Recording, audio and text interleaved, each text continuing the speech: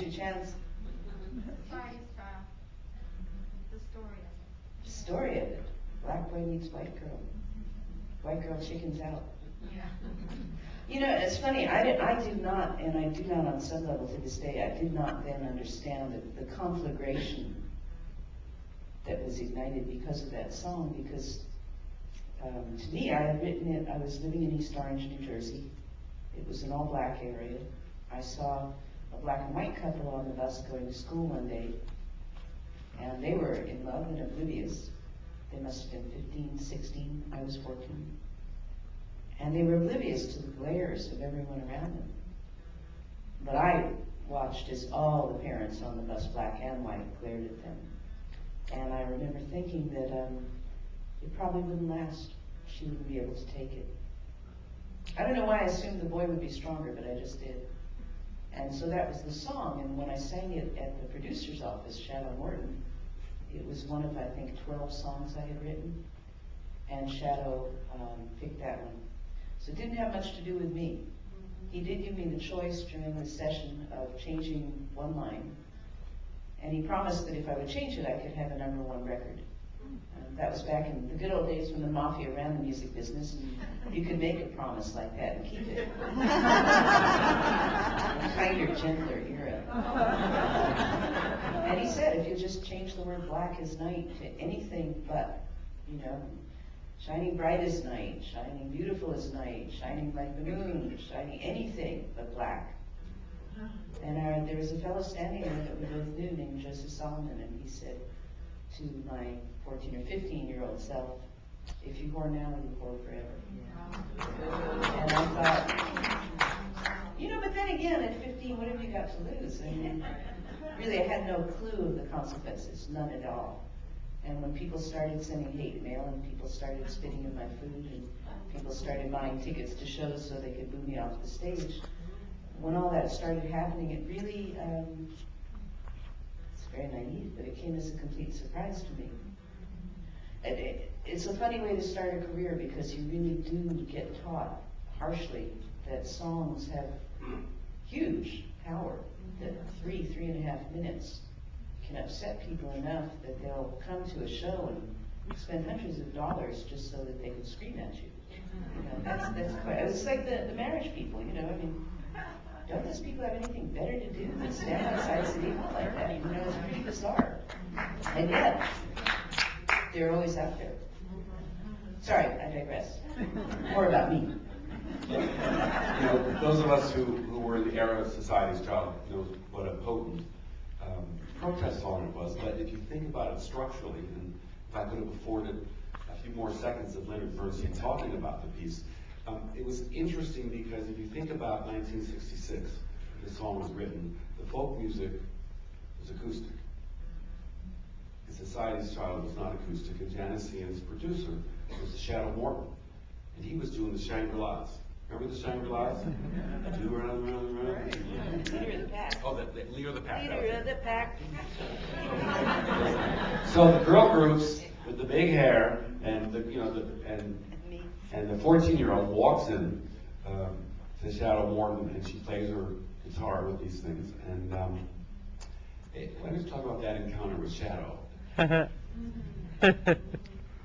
was hanging out with the Reverend Gary Davis, quite by accident. Some people I knew were taking guitar lessons, and I started out taking guitar lessons from him, and we realized pretty quickly that my fingers would never be big enough to wrap around the strings the way his did, but his wife liked me. And so they took me down to the Gaslight Cafe, which was a huge deal in New York. It was 93 seats, I think, or 99 seats, just under the tax law. And insisted that I open for him. And the guy came running backstage yelling, "Kid, I'm going to make you a star." And I laughed at him. But the next day he took me up to an attorney who took me up to Shadow's office. So I'm 14 and a half, I think, 15. So walking in, carrying my little guitar, feeling very cocky. And here's this guy, all I see is these boots, and the New York Times, and a cowboy hat above it, and a wisp of cigarette smoke. And the attorney sits down and says, "George, Shadow."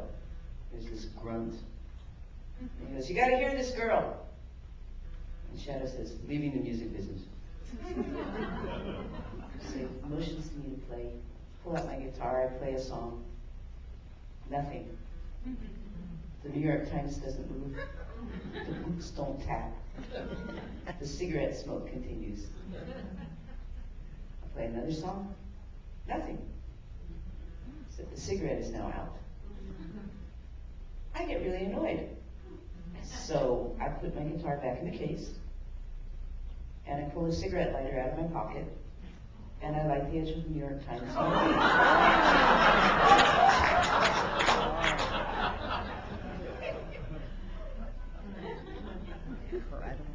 I make it all the way to the elevator. I hear footsteps rushing behind me, and this big boot winds up in the elevator door, stopping it. And I look up at Shadow Morton, who, by the way, was adorable.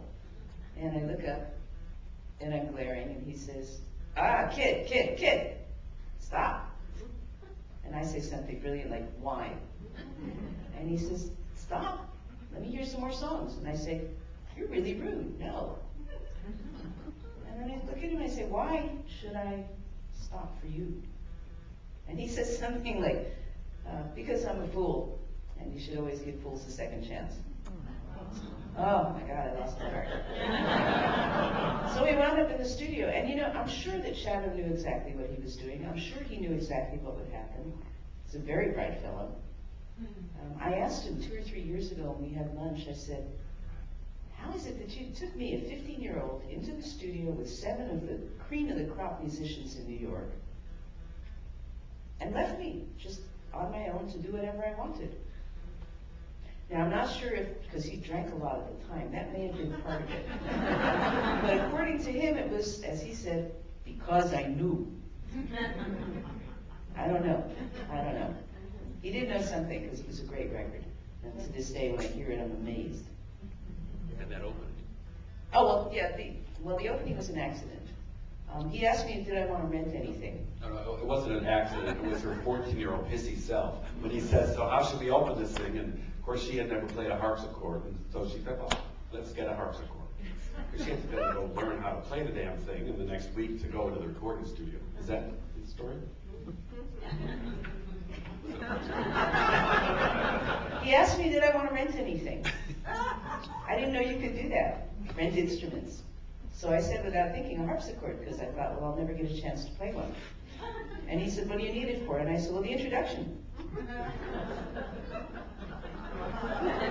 He said, okay. So I went home and wrote the introduction. It was a little, you know, it's just the sheer unmitigated gall of youth. It's unbelievable. I mean, it's just amazing to me now. I sit there and I think, who are you? Take it, John. I think we're going to have votes about who tells the best version of your story. How about another question from the audience?